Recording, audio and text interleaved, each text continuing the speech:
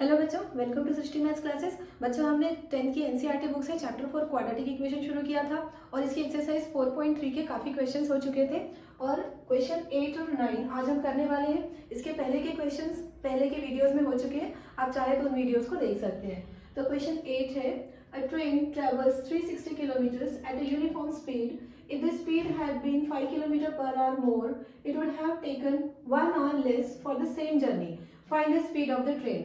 मतलब बच्चों यहाँ पर हमको ट्रेन की स्पीड फाइंड करनी है और यहाँ पर सिचुएशन क्या है वो आप देखिए। पहले लिखा हुआ है, अ train travels 360 kilometres at a uniform speed. पहले तो यूनिफॉर्म स्पीड से 360 किलोमीटर्स डिस्टेंस ट्रेन कवर कर रही है। फिर आगे बोला हुआ है, if the speed had been 5 kilometre per hour more, अगर उसकी speed 5 kilometre per hour increase कर दी जाए, it would have taken 1 hour less for the same journey. तो उसको उस सेम जर्नी को मतलब 360 किलोमीटर डिस्टेंस को कवर करने में 1 आवर कम लगेंगे। तो ये तो बच्चों वैसे भी बिल्कुल नॉर्मल सी बात है। अगर एक पर्टिकुलर डिस्टेंस को हमें कवर करना है, अगर कम स्पीड से जाएंगे तो वहाँ पर टाइम हमको ज़्यादा लगेगा और अगर हम अपनी स्पीड बढ़ा लेंगे तो टाइम हमें कम लगेगा। तो वही है यहाँ पर सिचुएशन कि पहले ट्रेन की जो भी यूजुअल स्पीड थी वो हमें फाइंड करनी है। उसको हम सपोज कर लेंगे x किलोमीटर पर आवर, और अगर उस स्पीड को 5 किलोमीटर पर आवर इंक्रीज कर दिया जाता है तो वो सेम डिस्टेंस मतलब 360 किलोमीटर डिस्टेंस को कवर करने में हमें 1 आवर कम लगेंगे। तो अब हम इस क्वेश्चन को सॉल्व करते हैं। सबसे पहले जो चीज हमें फाइंड करनी है, स्पीड ऑफ ट्रेन फाइंड करना है, तो उसे हम सपोज कर लेंगे x। Solution 8, let the speed of the train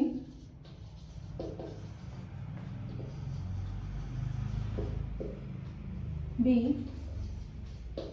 x kilometre per hour. तो ये हमने स्पीड सपोज कर ली x किलोमीटर पर आवर।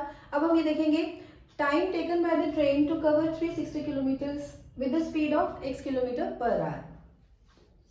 ये क्या आएगा, टाइम के लिए क्या एक्सप्रेशन मिलेगा ये अभी हम देखेंगे। Time taken by the train to cover 360 kilometres. अब बच्चों आपको पता ही होगा कि टाइम के लिए फॉर्मूला होता है distance upon speed. Time equals to distance upon speed, ये फॉर्मूला होता है। तो यहाँ पर जो टाइम हमको लगने वाला है, जो टाइम इंटरवल लगने वाला है ट्रेन को 360 किलोमीटर डिस्टेंस कवर करने में, उस टाइम इंटरवल को हम सपोज कर लेते हैं t1। और डिस्टेंस तो क्वेश्चन में लिखा ही हुआ है 360 किलोमीटर है। स्पीड हमने सपोज की हुई है x। तो पहले ट्रेन को t1 आवर्स टाइम लग रहा था 360 किलोमीटर कवर करने में with the speed of x kilometre per hour. अब देखते हैं कि जब इसकी स्पीड बढ़ा दी जाती है, 5 किलोमीटर पर आवर बढ़ा दी जाती है, तो कितना टाइम लगेगा। If the speed had been 5 kilometre per hour more,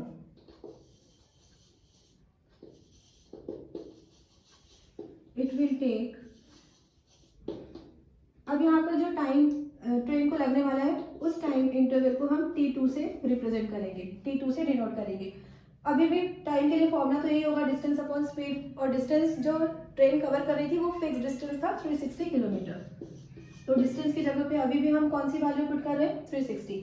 लेकिन स्पीड कितनी हो जाएगी, पहले थी x किलोमीटर पर आवर, फिर उसको इंक्रीज कर दिया बाय 5 किलोमीटर पर आवर, तो अब स्पीड हो जाएगी x + 5। अब बच्चों आपको यहाँ पर ये चीज समझनी पड़ेगी कि t1 और t2 टाइम इंटरवल में से कौन सा टाइम इंटरवल बिगर होता है। इसको आप समझने के लिए आप देखिए, मैथमेटिकली हम जानते हैं कि जब भी कोई दो रैशनल नंबर्स होते हैं, जैसे यहाँ पे एक रैशनल नंबर लिखा हुआ है, ये भी एक रैशनल नंबर लिखा हुआ है, जब भी दो रैशनल नंबर्स के न्यूमरेटर सेम होते हैं, अगर हमने देख लिया कि न्यूमरेटर सेम है, तो फिर हम डिनोमिनेटर्स को देखते हैं। जिस रैशनल नंबर का डिनोमिनेटर स्मॉलर होगा वो रैशनल नंबर बिगर होता है। मतलब 360 अपॉन x 360 अपॉन x + 5 से बिगर है, क्योंकि इसका डिनोमिनेटर छोटा है। अगर न्यूमरेटर्स इक्वल हो तो डिनोमिनेटर छोटा होने से उस रैशनल नंबर की वैल्यू बढ़ जाती है। तो उस हिसाब से ये जो t1 टाइम इंटरवल है, it is bigger than the time interval t2, t1 greater than t2। और अगर मैथमेटिकली आपको नहीं समझना है तो नॉर्मल एक्सपीरियंस की भी बात है कि अगर कम स्पीड होगी तो सेम डिस्टेंस कवर करने में टाइम ज़्यादा लगता है, और अगर स्पीड ज़्यादा होगी तो उसी डिस्टेंस को कवर करने में टाइम कम लगेगा। तो उस हिसाब से भी अगर आप देखें, प्रैक्टिकली भी अगर देखें तो t1 बिगर देन t2 ये समझ में आ जाता है। तो अब ये जो T1 की वैल्यू है T2 से बड़ी है, तो कितनी बड़ी है, कितना इनमें डिफरेंस है दोनों टाइम इंटरवल में, वो डिफरेंस है 1 आवर का। यहाँ पर क्वेश्चन में लिखा हुआ है it would have taken 1 hour more, sorry 1 hour less, speed बढ़ा दी गई है तो 1 आवर लेस लगा इसको ट्रेन को। तो यहाँ पर अब हम इक्वेशन सेटअप करेंगे, T1 minus T2 equals to 1। T1 के लिए जो एक्सप्रेशन आया है 360 अपॉन x, और T2 के लिए जो एक्सप्रेशन आया है 360 अपॉन x प्लस 5, ये दोनों वैल्यूज हमने पुट कर दी। अब ये क्वाड्रेटिक इक्वेशन अभी तो बन नहीं पाया है, इसे क्वाड्रेटिक इक्वेशन में हम कन्वर्ट करेंगे, मतलब क्वाड्रेटिक फॉर्म में लेकर आएंगे। तो उसके लिए डिनोमिनेटर्स का एलसीएम लेना पड़ेगा और फिर आगे हम सॉल्व करेंगे। तो इसको हम ऊपर सॉल्व कर लेते हैं।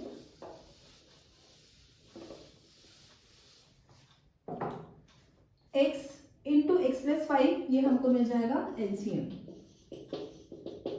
और ये एलसीएम जब फर्स्ट टर्म के साथ मल्टीप्लाई होगा तो यहाँ पर x कैंसिल होकर 360 से x प्लस 5 मल्टीप्लाई हो जाएगा,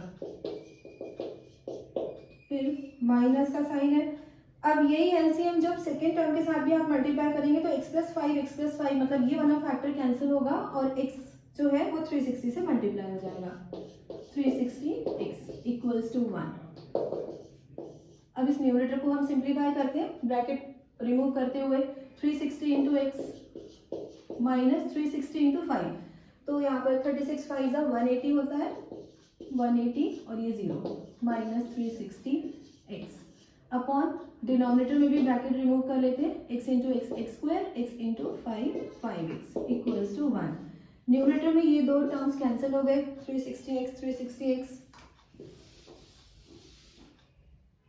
अब ये जो डिनोमिनेटर है ये क्रॉस मल्टीप्लिकेशन से राइट हैंड साइड में जाकर इस 1 से मल्टीप्लाई हो जाएगा, minus 1800 equals to x square plus 5x into 1, और 1 मल्टीप्लाई करने से कोई फर्क नहीं पड़ता इसलिए मैंने इंटू 1 लिखा ही नहीं है। और इस कांस्टेंट को भी हम इस साइड पे ले आते हैं, 0 equals to x square plus 5x plus 1800, और जब अपन क्वाड्रेटिक इक्वेशन लिखते हैं तो 0 ज्यादातर राइट हैंड साइड में होता है, इसलिए ये पूरा एक्सप्रेशन लेफ्ट हैंड साइड में और 0 को हम राइट हैंड साइड में ले लेते हैं।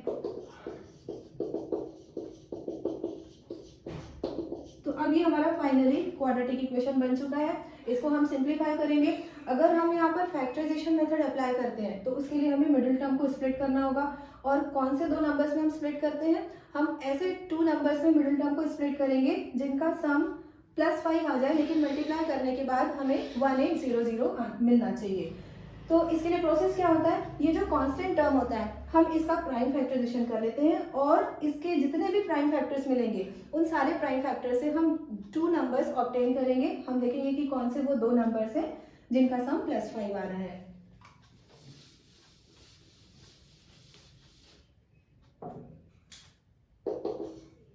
तो 1800 हम ले लेते हैं।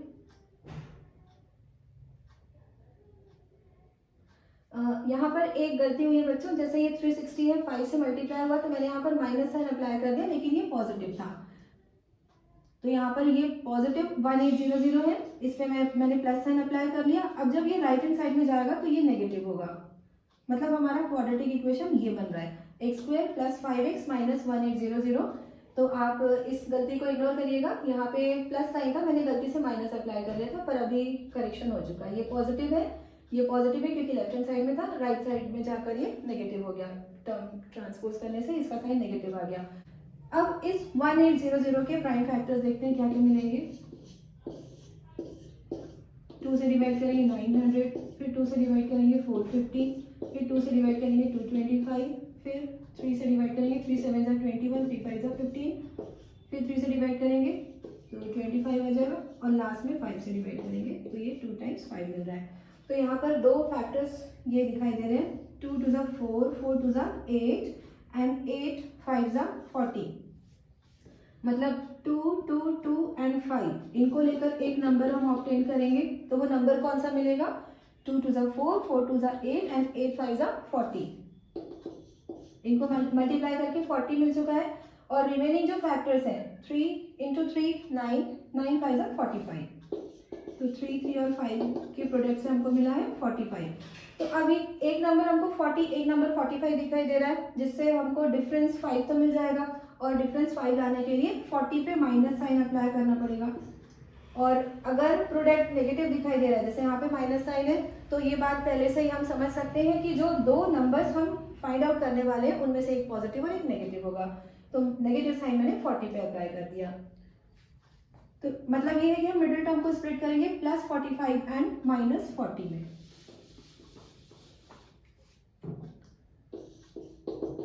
+45x -40x -1800 equals to 0। First two terms में से x कॉमन लेंगे, x + 45 ब्रैकेट में आएगा। लास्ट टू टर्म्स में से -40 लेंगे कॉमन, तो यहाँ भी x + 45 आएगा। फिर हमें टू फैक्टर्स कौन कौन से मिलेंगे, एक मिलेगा x + 45 कॉमन लेने से, और दूसरा फैक्टर मिल रहा है x - 40 इक्वल्स टू 0। तो जब इस फैक्टर को 0 से इक्वेट करेंगे, x की वैल्यू आएगी -45, और इस वाले फैक्टर को जब 0 से इक्वेट करेंगे तो x मिल जाएगा हमें 40।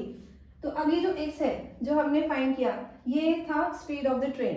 हमने स्पीड ऑफ ट्रेन को x सपोज किया था, तो ट्रेन की हमको दो स्पीड्स पता चली है, -45 km/h एंड +40 km/h। और आप सभी को पता है बच्चों की ट्रेन की स्पीड नेगेटिव तो हो नहीं सकती है, तो इस आंसर को फिर से हम एक्सेप्ट नहीं करेंगे। पहले भी ऐसे बहुत सारे क्वेश्चंस हो चुके हैं जिनमें एक आंसर या एक रूट एक्सेप्टेबल नहीं होता था, सिर्फ एक आंसर को ही हम एक्सेप्ट करके चल सकते थे।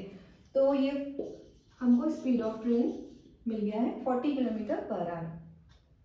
अब करेंगे हम question 9। Two water taps together can fill a tank in 9 and 3/8 hours. The tap of the larger diameter takes 10 hours less than the smaller one to fill the tank separately. Find the time in which each tap can separately fill the tank. तो यहाँ पर बच्चों question ऐसा है कि कोई एक water tank है जिसको फिल करने के लिए दो टैप उसके साथ कनेक्ट किए हुए हैं, और दोनों टैप जब एक साथ ओपन किए जाते हैं, जब दोनों टैप को एक साथ टर्न ऑन किया जाता है, तो उस टैंक को फिल होने में 9 and 3/8 hours लगते हैं। ये टोटल टाइम उस टैंक को लग रहा है पूरी तरह फिल होने में, जब दोनों टैप एक साथ ओपन किए। फिर आगे लिखा हुआ है The tap of the larger diameter takes 10 hours less than the smaller one to fill the tank separately. तो अब यहाँ पर सिचुएशन ये बताई हुई है कि अगर दोनों टैप्स को सेपरेट उस टैंक के साथ कनेक्ट किया जाए या सेपरेट उनको ओपन किया जाता है, तो जो लार्जर डायमीटर वाला टैप है उसको 10 आवर्स कम लगते हैं स्मॉलर डायमीटर वाले टैप के कंपेयर में। और फिर लास्ट में हमें बताना है find the time in which each tap can separately fill the tank. तो हमको ये बताना है लास्ट में कि एक एक टैप जो है वो सेपरेटली टैंक को फिल करने में कितना टाइम लेते हैं। मतलब अगर उनको अकेले ओपन किया जाता है, दोनों को साथ में ओपन नहीं किया गया, और अकेले दोनों टैप को ओपन किया जाता है, तो उन्हें कितना टाइम लगने वाला है टैंक को पूरी तरह से फिल करने में। तो अभी तो हम सपोज कर लेते हैं let the time taken by the tap of smaller diameter to fill the tank be x hours।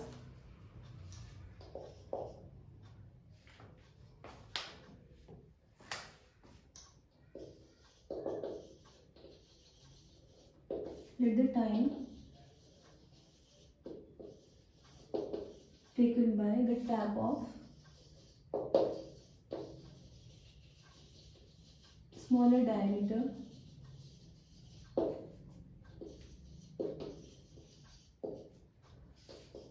to fill the tank be x hours।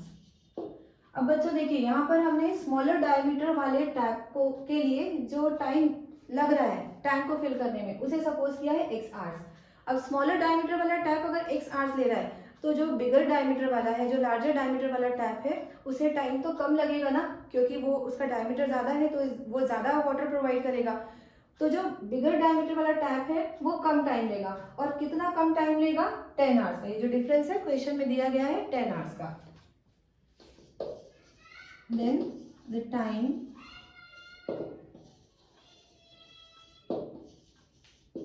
taken by the tap of larger diameter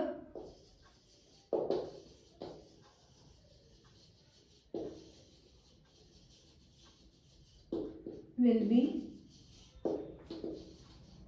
x minus 10 hours। Bigger diameter वाले tap को कम time लग रहा है, तो वो time कितना है, x minus 10 hours। तो ये देख लेते हैं कि दोनों टैप जब सेपरेटली टर्न ऑन किए जाते हैं टैंक के अंदर, तो 1 आवर में वो टैंक का कितना पार्ट फिल कर पाते हैं। मतलब अभी हमको ये देखना है part of the tank filled by each tap in 1 hour. Part of the tank filled by each tap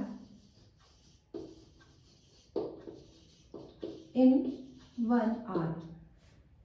तो इस चीज को बच्चों एफिशिएंसी बोला जाता है। मतलब यूनिट टाइम में वर्क डन को बोला जाता है एफिशिएंसी। और वो वर्क किसी के भी द्वारा किया जा रहा हो, चाहे वो कोई काम करने वाला कोई इंसान हो या फिर जैसे यहाँ पर टैप है तो टैप भी अगर टर्न ऑन किया जाता है तो उसका वर्क स्टार्ट हो जाता है। यहाँ पर हमने देखा है, हमने सपोज किया है स्मॉलर डायमीटर वाले टैंक को x आवर्स लग रहे हैं, तो टोटल x आवर्स में वो टैंक को पूरी तरह से फिल कर देता है। तो अगर हमें ये चीज देखनी है, ये चीज फाइंड आउट करनी है कि 1 आवर में टैंक का कितना पार्ट फिल हो पाएगा, तो उसके लिए हमें x का रेसिप्रोकल लेना पड़ेगा, जिसको बोला जाता है एफिशिएंसी। तो अभी हम क्या लिख रहे थे, part of the tank filled by each tap in 1 hour will be 1/x and 1/x minus 10। मतलब जो स्मॉलर डायमीटर वाला टैप है वो 1/x पार्ट फिल कर पाएगा, लार्जर डायमीटर वाला tap 1/x minus 10 part fill कर पाएगा। और अगर दोनों टैप को एक साथ टर्न ऑन किया जाता है, अगर दोनों को एक साथ टर्न ऑन किया जाता है तो वो दोनों मिलकर पूरे टैंक का इतना पार्ट फिल कर देंगे। और ये वैल्यू किसके इक्वल होगी, जो हमको क्वेश्चन में दी गई है। क्वेश्चन में क्या दिया गया है, 2 water taps together can fill a tank in 9 and 3/8 hours. दोनों वाटर टैप मिलकर 9 × 72 + 3 75/8 आवर्स में पूरे टैंक को फिल कर रहे हैं। मतलब दोनों टैप को अगर एक साथ स्टार्ट किया जाता है तो टैंक को पूरी तरह से भरने में, पूरी तरह से फिल होने में 75/8 आवर्स लग रहा है।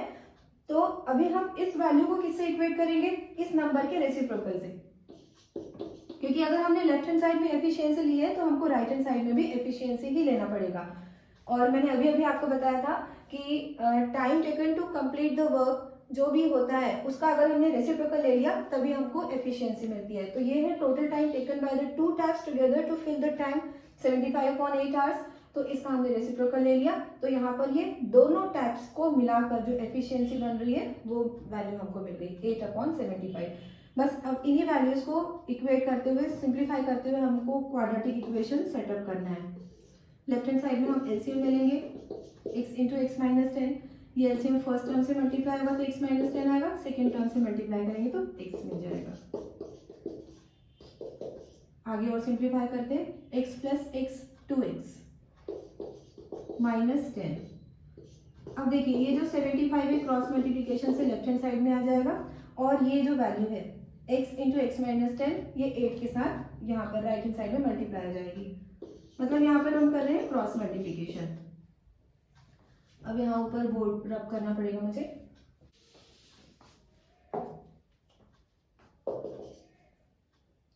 (75 × 2 150x minus 75 × 10 750 equals to 8x² minus 8 10 18x।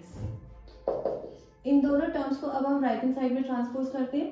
8x² positive है, माइनस 80x ये नेगेटिव था ये वाला टर्म। इन दो टर्म्स को हमें राइट हैंड साइड में लेकर जाना है। तो ये जो टर्म पॉजिटिव है ये हो जाएगा नेगेटिव, और नेगेटिव टर्म हो जाएगा पॉजिटिव। 8x²। अभी तो पहले इन नंबर्स को हमें ऐड करना पड़ेगा, क्योंकि ऐड इसलिए करें क्योंकि दोनों पे साइन एक जैसे हैं, सेम साइन हो टर्म्स पे, तो हम उनको ऐड कर लेते हैं। 8 + 5 13 कैरी 1 ये मिल रहा है 230x + 750 इक्वल्स टू 0।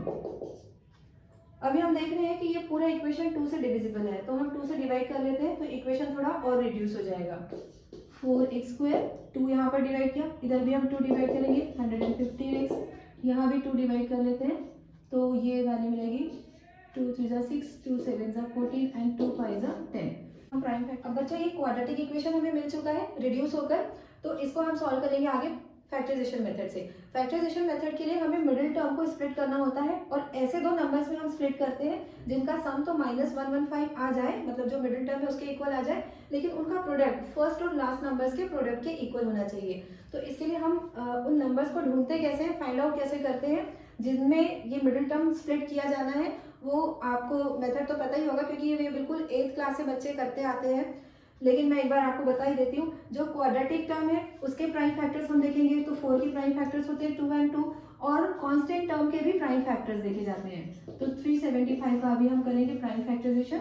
3 से डिवाइड करेंगे, 3 1 जा 3, 3 2 जा 6, 3 5 जा 15, फिर 5 से डिवाइड करेंगे 25, अगेन 5 से डिवाइड करेंगे तो 5 आ जाएगा, और ये लास्ट में मिल रहा है 5।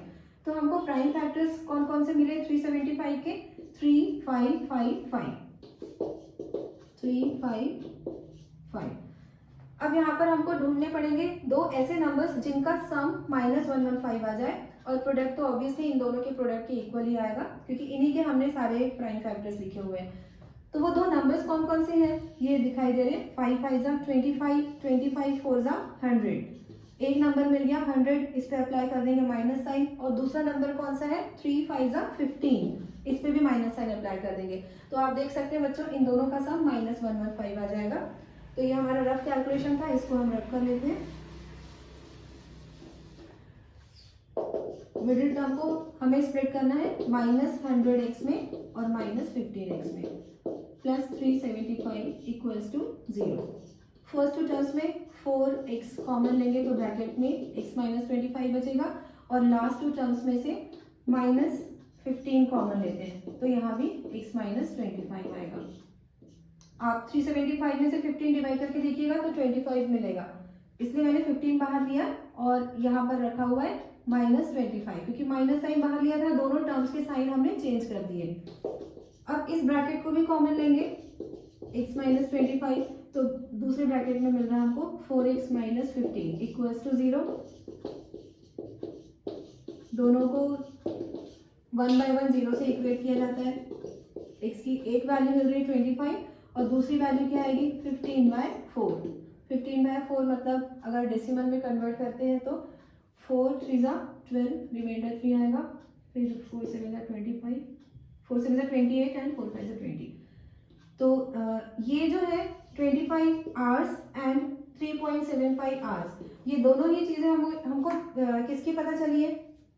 ये जो दो वैल्यूज आई है 25 आवर्स एंड 3.75 आवर्स, दोनों है time taken by the type of smaller diameter to fill the tank separately. मतलब टैंक को फिल करने में स्मॉलर डायमीटर को कितना टाइम लगा है अकेले फिल करने में, वो टाइम यहाँ पर हमको दिखाई दे रहा है। एक टाइम है 25 आवर्स और दूसरा टाइम है 3.75 आवर्स। तो अभी हम देखेंगे कि दोनों में से कौन सा आंसर पॉसिबल है या फिर दोनों आंसर पॉसिबल हो सकते हैं, वो हमको चेक करना होगा। तो स्मॉलर डायमीटर को जितना टाइम लग रहा है वो तो पता चल गया है 25 आवर्स। अब ये भी देखना पड़ेगा कि टैप ऑफ लार्जर डायमीटर को कितना टाइम लग रहा है टैंक को पूरी तरह से फिल करने में। तो जो लार्जर डायमीटर वाला टैप है वो इससे 10 आवर्स कम ले रहा है, 10 घंटे उसको कम टाइम लग रहा है। तो 25 में से हम 10 सब्ट्रैक्ट कर देंगे तो लार्जर डायमीटर के लिए कितना टाइम आ जाएगा 10 आवर्स। तो अभी हम स्टेटमेंट के फॉर्म में आंसर लिखते हैं, और ये आंसर पॉसिबल नहीं हो पाएगा और मैं आपको अभी बताऊंगी कि ये आंसर पॉसिबल क्यों नहीं है। The type of smaller diameter takes 25 hours and type of larger diameter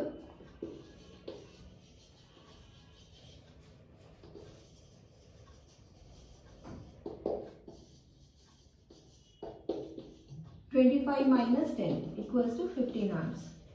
इसका डायमीटर ज्यादा है तो टाइम ऑब्वियसली कम लगेगा। अब ये वाला टाइम बच्चा पॉसिबल नहीं है क्योंकि 3.75 आवर्स अगर time taken by the type of smaller diameter, मतलब अगर छोटे नल को 3.75 आवर्स लग रहे हैं तो जो बड़ा नल है उसके लिए हमको इसमें से 10 माइनस करना पड़ेगा, और जैसे इस नंबर में से 10 माइनस करेंगे आंसर नेगेटिव में आएगा, इसलिए ये वाला आंसर यहाँ पर एक्सेप्टेबल नहीं है। सिर्फ एक ही आंसर पॉसिबल है।